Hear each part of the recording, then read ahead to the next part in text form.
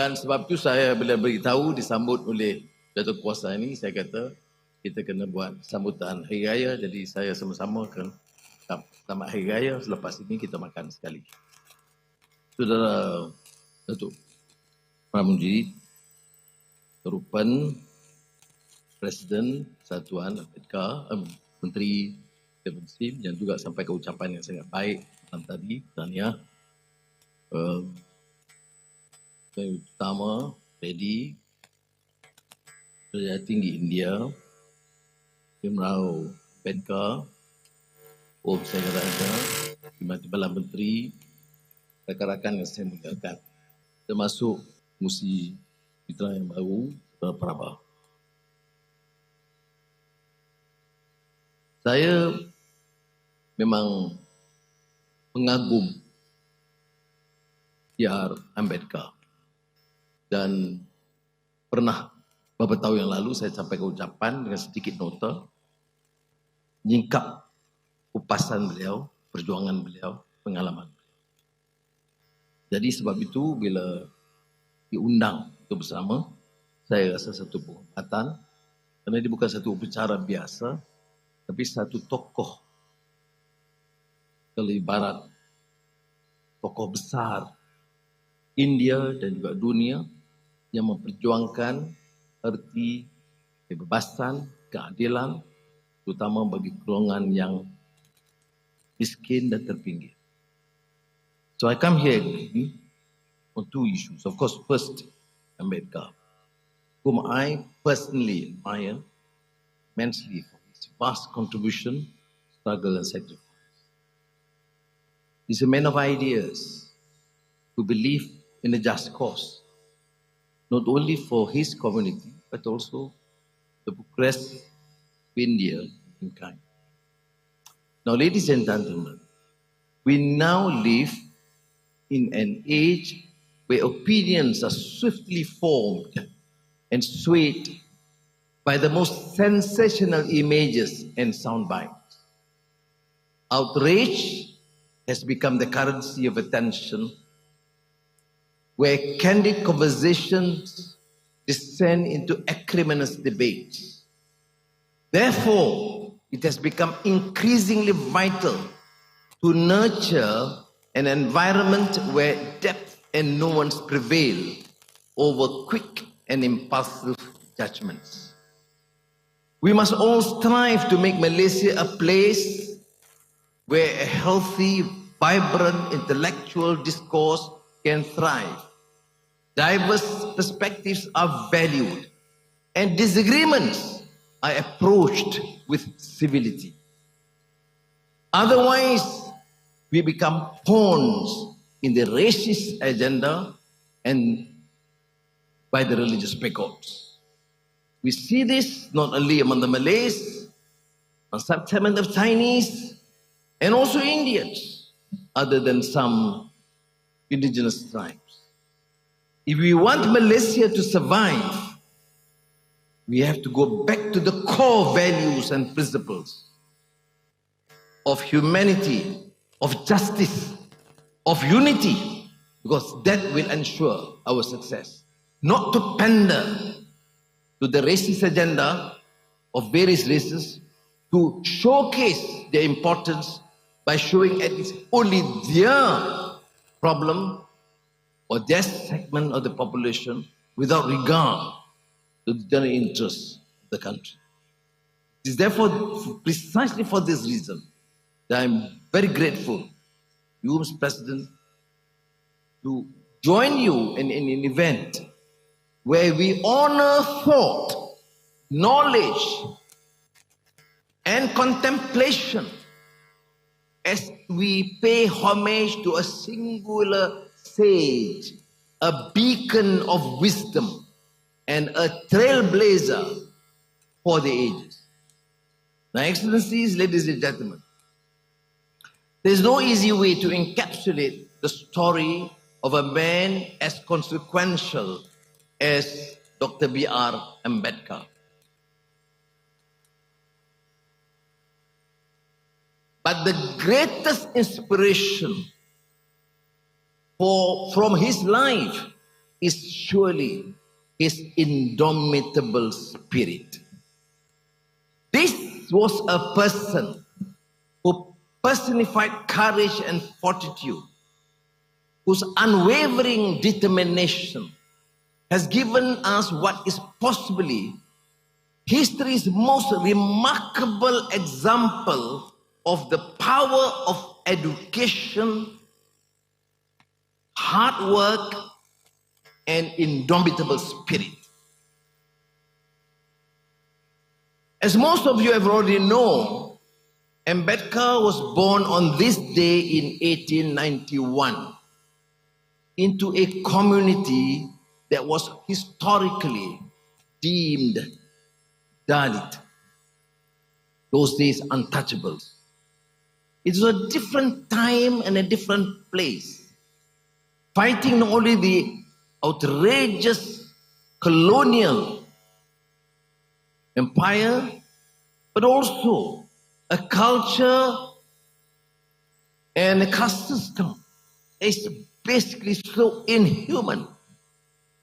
For Ambedkar to progress in life was an act of defiance, an audacious struggle against the servitude of social injustice. Unlike other pupils in his class from higher castes, young Ambedkar was forced to attend lessons while on the floor in the corner of a classroom, seated on a gunny sack that nobody dared to touch. He would often go thirsty because he was forbidden from touching the school's water tap. No barber would cut his hair. No launderer would wash his clothes. Now, we are talking about this man with such spirit and courage.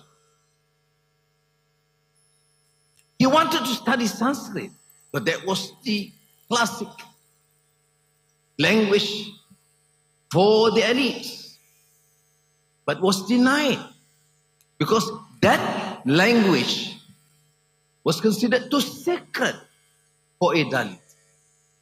Yet, despite these and many other deprivations and indignities, Ambedkar would eventually earn 2 doctorates, apart from qualifying for the English bar at Gray's Inn. I salute his culture. He would then lead a social movement seeking to overturn centuries-old prejudices, emerge as India's James Madison. In a way, although this is a popular comparison, I would consider Ambedkar greater than James Madison. And in the confidence showed by the Congress leadership under Jawaharlal Nehru, he was appointed to craft Indian Constitution and made the Minister of Law. And that's why you study the constitutions of various countries.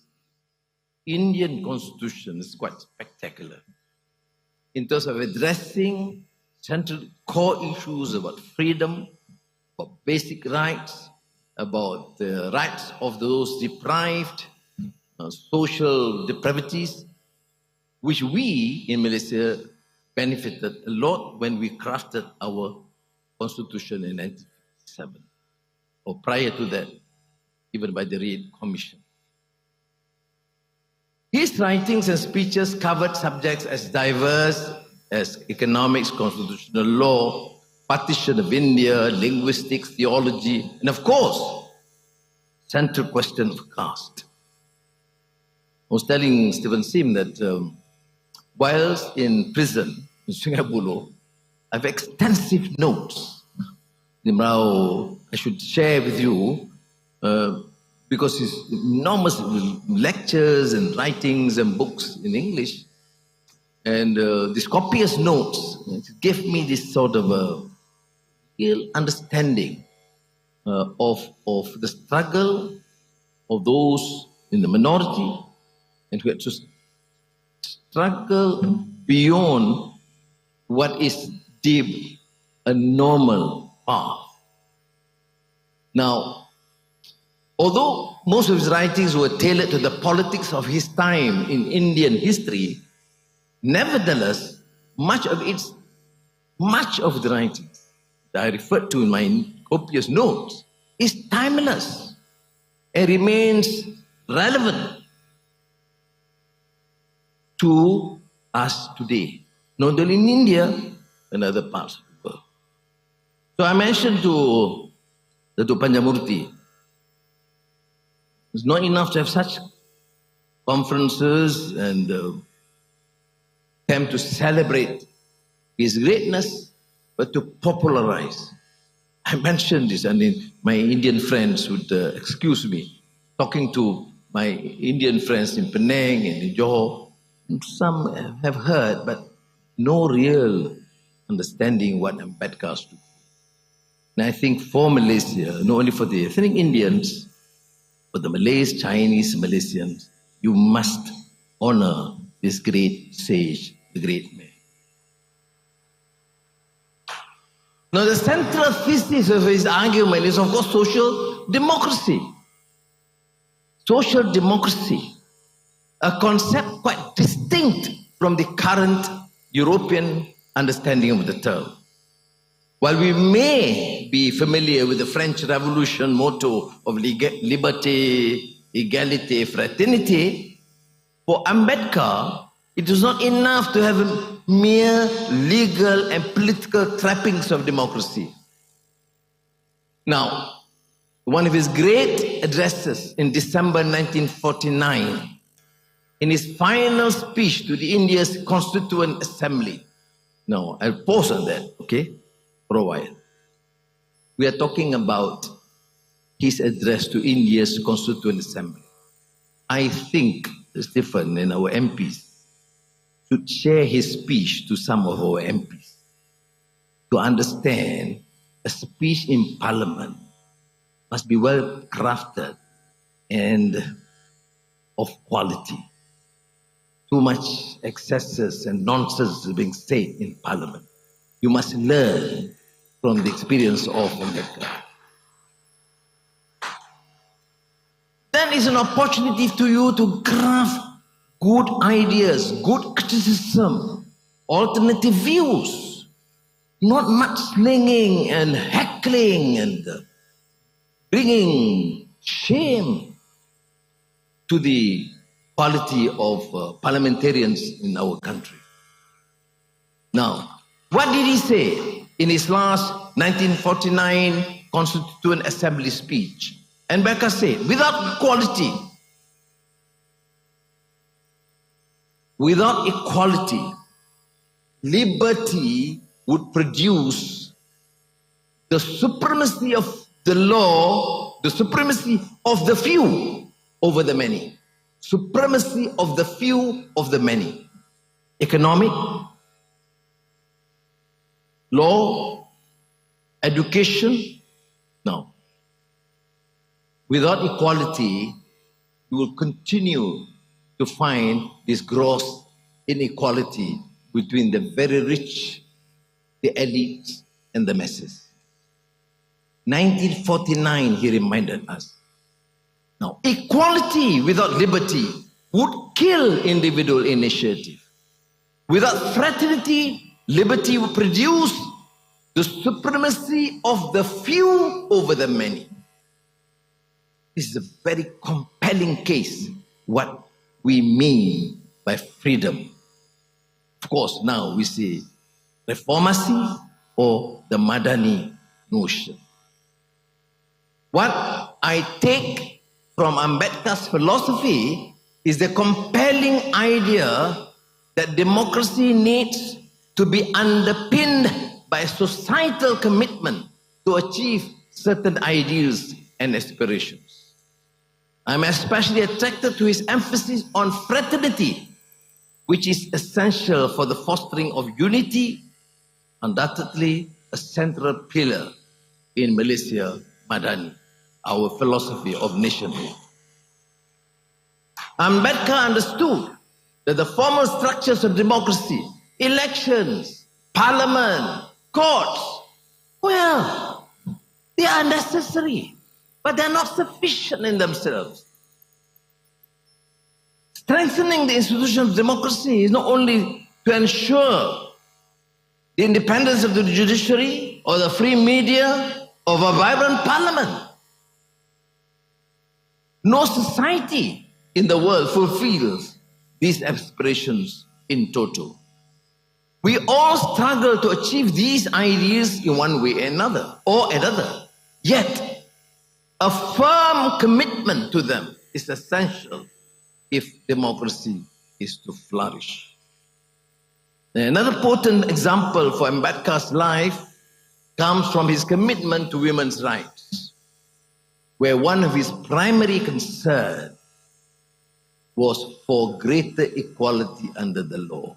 Now, we are talking about 2024. He was talking about 30s and the 40s in his speech in 1949, where women are virtually educated to the homes and not given equality. But he worked tirelessly on legal reform to grant women the right even to initiate divorce while expanding their rights to inherit property. Now, from promoting women's access to health care to supporting their autonomy in matters of marriage, Ambedkar was well ahead of his time. He is a visionary, not too popular in many quarters, then and now, but he stood firm to his principles. And India benefited from this great sage, and I believe humanity at large would also benefit from his vision, views, particularly in the issue of freedom, equality, and what he terms as social justice. So, ladies and gentlemen, while Ambedkar has passed on for nearly 7 decades, now, how do we honor his memory? Is to rekindle its flame, not to bury the ashes of the dead by glamorizing what he did in the past, but to understand his core fundamental ideas and share this vision. Yes, some of us are ethnic Indians or ethnic Chinese or Malays or Kadazans or Dayas, but we ultimately are human beings that must be treated fairly and justly because of justice, quality, and focusing to ensure the advancement of the downtrodden throughout the world. Thank you again for this. I speak about Ambedkar with passion because to me it's just not pious platitudes and political rhetoric. We believe in this cause. And why do I then take the trouble, a Malay Muslim, honoring a great sage, an Indian, Hindu or Buddhist? Because I believe that he has contributed immensely, sacrificed, abused and insulted and dehumanized in his life, but remained true to his core principles and values through a tenacity of purpose and his courage and conviction. So, on this first point of Ambedkar, I want to conclude by just saying You have to take the lead. This country must share these values and not to continue bickering over some very petty issues, sowing the seed of discord and hatred among races and religions. And may I state this again today, that with this mandate and this government, and particularly as long as I am given the confidence, I will not compromise in making sure that this country is for all Malaysians, regardless of race and creed.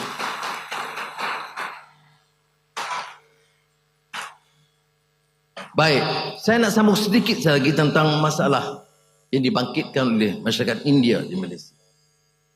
Dan saya nak cakap seperti biasa terus terang.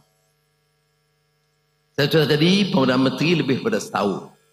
Hampir 1 tahun setengah sekarang. Saya telah janjikan keadilan bagi semua. Saya perhatikan permasalahan masyarakat Melayu dengan semua dasar-dasar hebat-hebat. Tetapi jurang yang kaya dan miskin terus melebar. Atas nama dasar Bumi Putera, banyak yang disakau. Memperkayakan golongan kecil, memiskinkan yang ramai. Dan dalam Kongres Ekonomi Bumi Putera, saya umumkan beberapa langkah baru untuk memperkasa ekonomi Bumi Putera. Dan saya tidak perlu apologetik atau mohon maaf. Masyarakat Melayu atau Bumi Putera masih majoriti dan beberapa peruntukan perlembagaan memberi jaminan yang jelas. Tapi pengumuman saya juga mengundang kritikan keras dari wakil-wakil berpekaum. Saya nak beri nasihat. Caranya ialah berunding mencari penyelesaian. Kalau saya tidak lakukan apa-apa untuk membantu masyarakat India, sudah ada hak menikam. Tetapi saya nak beritahu, Dewan Sim dalam kabinet, saya tidak pernah bertolak ansur dalam isu. Apa isu? Apa keutamaan saya? Saya tak peduli sama ada toke India, toke Cina, toke Melayu berjaya atau tidak. Saya peduli tentang majoriti di bawah. Sebab itu saya kata, yang pertama, noktahkan kemiskinan. Siapa yang mendapat faedah banyak? Orang miskin. Kebetulan dari segi jumlah Melayu, tapi dari segi nisbah di Kuala Lumpur, di Negeri Sembilan, nisbah yang paling banyak mendapat manfaat ialah masyarakat India. Saya tidak lihat dari segi kaum. Kalau mereka miskin tegar, mereka miskin tegar dan harus dibantu. Dan syukur alhamdulillah. Di Kuala Lumpur, Negeri Sembilan, Melaka, Selangor dan Pulau Pinang, kita dapat menyelesaikan hampir keseluruhan masalah kemiskinan tegar tanpa mengira kaum. Apa masalah kedua yang kita selesaikan? Masalah sekolah. Saudara pilih nak hantar anak ke sekolah Tamil. Ya, itu pilihan saudara. Perlembagaan mengizinkan, dasar pendidikan membolehkan. Sama ada sekolah Tamil atau sekolah Cina. Tentunya tumpuan kita kepada sekolah kebangsaan. Kita tak nafikan hak. Ramai anak Melayu sekarang, mungkin 100,000 yang ke sekolah Cina. Tetapi dari segi dasar, kita nak bangunkan semua sekolah satu sekaligus tak mungkin. Jadi apa yang kita lakukan ialah keputusan untuk membantu, membina, memperbaiki dari tandas ke sekolah daif tanpa kecuali. Maknanya sekolah kebangsaan, sekolah Cina, sekolah Tamil. Dan kita lakukan dengan berjaya dan sekarang hampir 100% yang melibatkan sekolah daif dah diperbaiki. Saya mau rakan-rakan pimpinan masyarakat India faham ini. Kalau tidak kita defensif, belum buat. Iya, banyak yang belum buat. Negara hampir rosak. Rasuah bermerajalela. Orang miskin masih ramai. Mutu pendidikan kadang-kadang terjejas. Kita ambil tindakan. Tapi tindakan ini susah. Merentas kau. Jadi saya nak saudara, sementara boleh buat tuntutan. Kita mau Menteri Kesihatan buat ini atau Menteri Kemajuan Desa buat ini. Tetapi jangan nafikan kerana belum pernah pendekatan begini berkesan begitu rupa. Now let me summarize. On the issue of hardcore poor and repairing deliberated schools, be it national type schools or Chinese or Tamil schools. In the past, they've been very selective. Now we repair all schools. You fall into that category, we will assist you. If there are complaints, we will immediately address. There are some complaints, immediately we brought to cabinet and compel the ministry to immediately act. Now, I want to emphasize this point because it is utter rubbish to suggest that these things are not done. The Indian issue is not only Mitra. Some have been saying, well, you mean the Indians only 100 million for Mitra? Not true. Okay, I'm going to summarize, read out a few other initiatives, and we're not stopping at that. Now, I want you, my brothers and sisters, to understand. Let us work together as a team. We can do it if we do it together. We can do it. We don't sow the seed of enmity between one race to another. I'm here as Prime Minister for all Malaysians. And we want to change the course of history. I will not be happy and satisfied and sleep peacefully at night if I feel that some legitimate concerns of the poor Malays or legitimate concerns of the poor Indians in the estates or some grievances of the Chinese or the Ibans or the Kadazans are not being addressed. No, I will not have that. We'll have to deal with it. And that's why I'm appealing to you. Work together as a team. Give us the opportunity to do it. Thank you, Ramanan took over Mitra last year. And of course we have to change.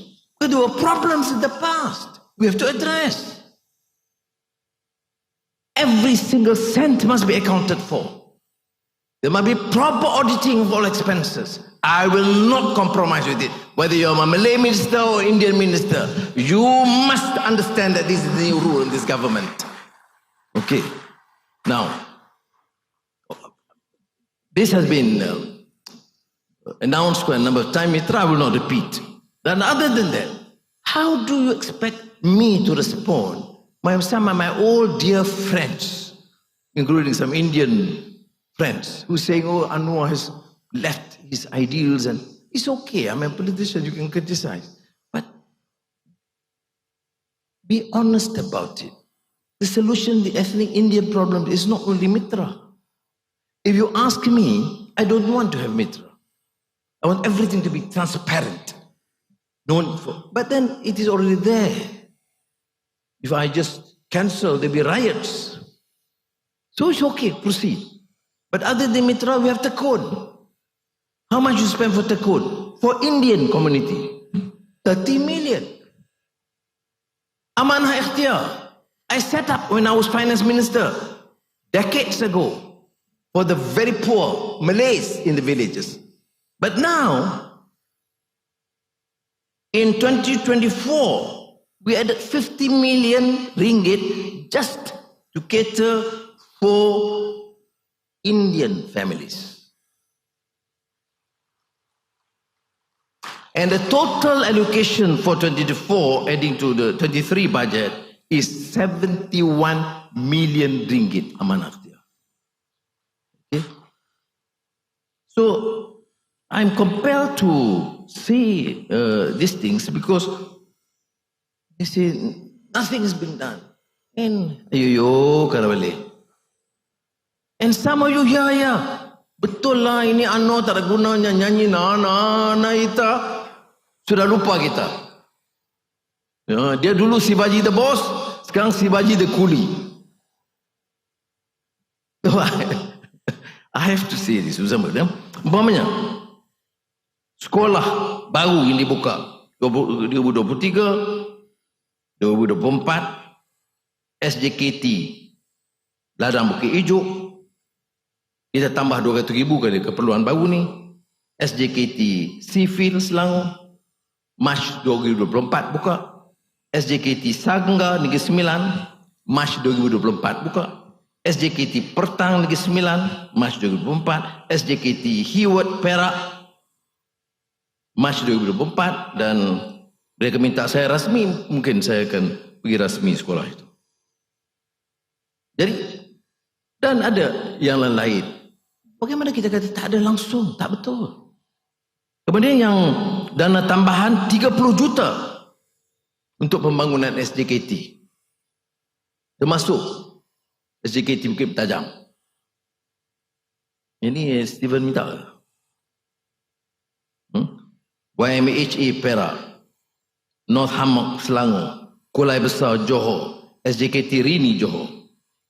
5 juta untuk pembangunan pendidikan dan kesusasteraan Tamil yang saya umum di Universiti Melaya. 1,5 juta bakul makanan madani di Pavali untuk B40, B40, 12,000 yang miskin. Kemudian kepada badan bukan kerajaan 2,6 juta. Untuk AIMS University dengan syarat ia berikan peruntukan dan kewangan yang telus, saya dah luluskan untuk AIMS University 25 juta ringgit. Now, latihan TVET, selain daripada mitra. Selain daripada program TVET yang Datuk Seri Zahid umumkan, kita dalam mesyuarat Jemaah Menteri setuju untuk juga beri ruang kepada pelajar-pelajar India masuk TVET dengan lebih mudah. Now, selain daripada itu, ini dah diumumkan oleh TPM 1. Ialah kita runding dengan syarikat-syarikat swasta. Dulu kalau kita runding, kita kata ini program Bumi Putra. Tapi kita tambah juga. Kerana kita tengok, kalau di tengah kaum, selain Bumi Putra, masyarakat India ni ada masalah lebih daripada etnik minoriti lain. Jadi kita beri pendekatan. Apa dia kita lakukan? Umpamanya dengan Westa Aviation Sendian Berhad, kita latih 100 belia India untuk licensed aircraft maintenance technicians. Kemudian untuk 150 belia India, Civil Aviation Authority Malaysia certificate untuk Program Technical Drone Operations and Data Services. Okey. Kemudian ini saya sebut tentang dengan kerajaan dan inisiatif kerajaan termasuk Kementerian Pembangunan Usahawan runding dengan sektor swasta. Dan saya tak sebut semua yang lain, ya, tapi sebutnya memadai begini. Baik. Kemudian Petronas. Kerana Petronas, program kita juga membantu program Bumi Putra. Jadi selain dari program Bumi Putra, melalui Yayasan Petronas, kita telah pastikan supaya pengambilan pengurusan dan staf India bertambah. Jadi sehingga Disember 2023, hampir 1,000 staf dan pengurusan etnik India telah diambil oleh Petronas. Dan hingga 1 April 2024, 78 anak-anak India memegang beasiswa Petronas. Now, cukuplah rumusan. Apa tujuan saya? Saya nak sebut di sini. Kalau kita buat apa-apa, sudah boleh tegur dan segah saya. Tapi saya nak sebut berapa banyak program baru ini belum pernah dibuat sebelum ini. Mungkin kelemahan kita adalah kerana terlalu banyak percanggahan di kalangan pemimpin India, dia tak sempat cerita apa yang kita buat. Jadi dia sempat cerita apa yang dia bergaduh. Jadi let me remind you, yes, is this adequate? No. Is this a finality? No. But this is the process. You understand and appreciate the problems that we have to face in dealing some extreme voices among the Malays who form the majority. I have to deal with it. You can choose to ignore. Well, Anwar, you are Prime Minister now, settle the Indian problems. Yes, good. And you'll be discarded with the other community. So we have to deal with all issues at the same time. And never see it based on the prism of race. Everywhere I go, my visits, even to the Malay community, I've told them, we are here to show a good example. I'm a Muslim. How do you expect me to be a Prime Minister? This is unjust.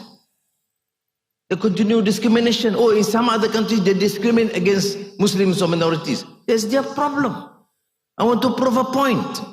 That when you want to lead this country, you must be just.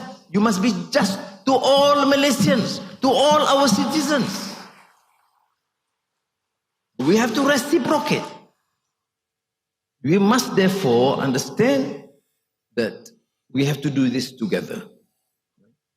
This is my first major address in responding to some of the issues raised.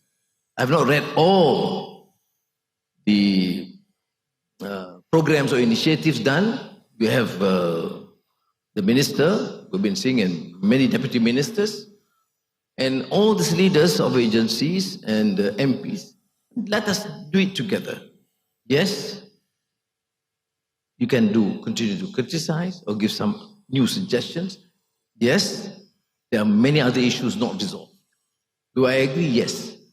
You mean to say in 1 year, I have to, if I solve all the problems in Malaysia, then I don't need to be a Prime Minister anymore. So you give me some time. Okay? So again, thank you for your patience and thank you for the committee. Nandri.